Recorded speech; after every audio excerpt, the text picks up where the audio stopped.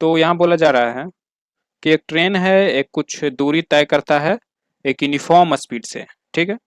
और अगर ट्रेन का स्पीड 5 किलोमीटर पर आवर बढ़ जाए, it would have taken 3 our less.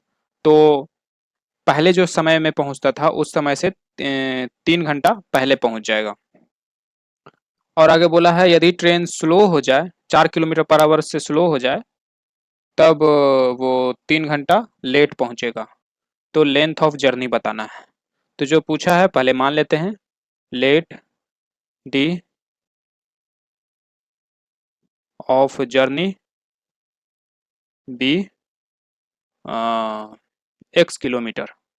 मान लेते हैं एक्स किलोमीटर का जर्नी है और दूरी है एक्स किलोमीटर और ट्रेन की स्पीड है बाई, मान लेते हैं speed of train y kilometre per hour.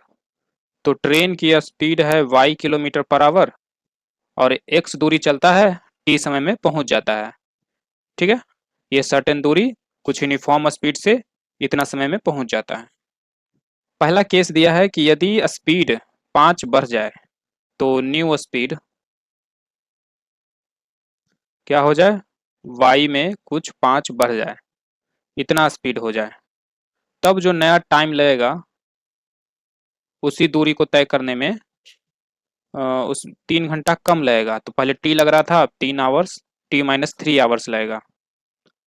तो यहाँ से एक केस हो गया। दूसरा केस में बोला है कि यदि ट्रेन स्लो हो जाए, मतलब स्पीड में कमी आ जाए, 4 किलोमीटर पर आवर से कम हो जाए, तो ये है नया स्पीड, तो 3 घंटा लेट हो जाएगी गाड़ी, मतलब 3 घंटा ज़्यादा समय लेगा। तो ये दो केस है। तो दोनों केस के लिए हम इक्वेशन बनाते हैं। तो यहाँ पे इतना स्पीड से इतना समय में चलता है और दूरी क्या है, दोनों में एक ही किलोमीटर है। तो डिस्टेंस बराबर स्पीड इंटू टाइम, इसमें भी डिस्टेंस बराबर स्पीड इंटू टाइम। और फिर यहाँ से दोनों को सॉल्व करेंगे और हम अपना एक्स वाई का इक्वेशन निकालेंगे। देखिए एक्स बराबर, ये दोनों को सॉल्व करते हैं तो y t plus 5t minus 3y minus 15, और इसको सॉल्व करते हैं तो x बराबर वाई टी माइनस 4t फिर प्लस 3y फिर माइनस 12। यहाँ पे हमें x चाहिए, y चाहिए, दो इक्वेशन है मुझे। पर अब ध्यान से देखो तो 3 वेरिएबल है, t अननोन है ना हमारे लिए, t तो हम जानते नहीं है। तो इस t के जगह पे क्या ऐसा करें, इसको t के जगह t को हटाना है, मुझे सिर्फ x y में चाहिए। तो देखिए यहाँ से देखिए y स्पीड से जा रहा है, x डिस्टेंस तय करता है t समय में, तो इसके लिए भी तो इक्वेशन बना सकते हैं ना, डिस्टेंस बराबर स्पीड इंटू टाइम। तो एक इक्वेशन ये हो गया। तो वाई टी जहां जहां लिखा हुआ है वहां वहां हम x लिख सकते हैं। तो ये वाला इक्वेशन हमारा हो जाएगा x बराबर x plus 5t minus 3y minus 15। तो ये x x कटा, 0 बराबर 5t माइनस 3y माइनस 15।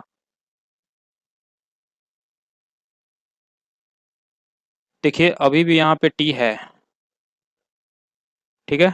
मुझे क्या चाहिए, हम लोग को जर्नी चाहिए था, x चाहिए था, है ना। तो हाँ, इस इक्वेशन में तो x है ही नहीं, x तो होना चाहिए ना क्योंकि मुझे x चाहिए। तो x बराबर वाई टी, तो यहाँ से t बराबर क्या हो जाएगा, x बटे वाई। तो यहाँ पे रख देते हैं t की जगह पे x बटे वाई माइनस 3y माइनस 15, ठीक है।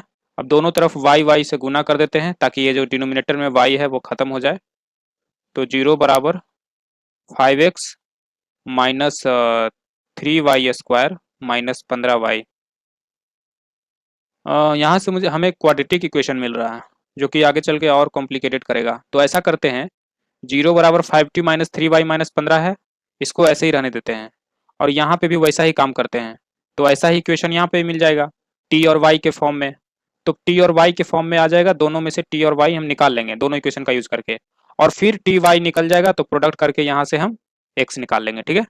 तो ऐसा ही काम करते हैं। तो एक्स और वाई टी बराबर है तो इसको भी काट देते हैं। तो 0 बराबर -4t प्लस 3y माइनस 12, और ये वाला इक्वेशन 0 बराबर 5t माइनस 3y माइनस 15। मुझे वाई वाई खत्म कर देना है, किसी एक को भी, टी को या वाई को ही, कोई एक खत्म हो जाए फिर दूसरा निकल जाएगा। तो एक प्लस में माइनस में ऑलरेडी था, ऑलरेडी है, तो सिंपल जोड़ देते हैं। तो -12 -15 माइनस 27 और 5t माइनस 4t इस t बराबर 0। तो यहाँ से आया t बराबर -27, -27 इधर जाएगा तो +27, तो टाइम आया 27 घंटा, ठीक है। अब इस टाइम को इसमें या इसमें किसी में भी रखेंगे तो मुझे y निकल जाएगा। तो इसी में रखते हैं। तो 0 बराबर -4t,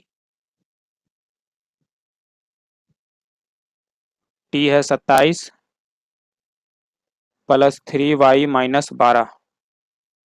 तो 3y is equal to 12 plus 4 into 27, है ना, ये सब इधर आ जाएगा। तो y इज इक्वल टू सबको 3 से डिवाइड कर देंगे तो ये हो जाएगा 4 और ये हो जाएगा 9 गुना 4। तो 9 चक 36 4 40। तो y आ गया 40। और y हमने क्या माना था, यूनिफॉर्म स्पीड, है ना। y हमने स्पीड माना था ट्रेन का। तो इतना किलोमीटर पर आवर स्पीड है। तो मुझे y मिल गया, टाइम मिल गया 27 आवर, x बराबर yt आया था मेरा। तो इन दोनों को गुना करेंगे तो मुझे डिस्टेंस मिल जाएगा। तो 27 इंटू 40, तो 1080 किलोमीटर दूरी है।